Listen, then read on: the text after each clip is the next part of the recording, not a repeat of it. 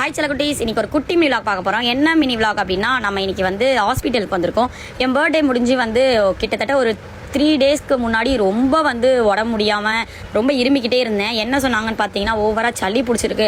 So இந்த மாதிரி பால், gold items எதுவுமே சாப்பிடாதீங்க, பாலுமே வந்து சளி பிடிக்கும், ஸோ அதெல்லாம் சாப்பிடாதீங்கன்னாங்க. நான் வந்து ஓகே அப்படி சொல்லிட்டு ஊசி ஆல்ரெடி நான் ஹாஸ்பிட்டலில் போட்டுட்டேன், வேற ஒரு ஹாஸ்பிட்டல். ஆனாலும் சரி, அவ்வளோ தான் மறுபடியும் வந்திருக்கேன். அதுக்கப்புறம் வந்து இது டே 1 எனக்கு தொடர்ந்து 3 நாள் வர சொன்னாங்க. ஃபர்ஸ்ட் நாள் போனேன். அதுக்கப்புறம் வந்து நம்மளுக்கு இந்த மாதிரி லிக்விட் போட்டு, இது என்ன எப்படி சொல்கிறது தெரியல, நம்மளுக்கு வந்து வாயை நல்லா திறந்து வச்சு நீங்கள் வந்து மூச்சு இழுத்து விடுங்க அப்படி சொல்லியிருந்தாங்க.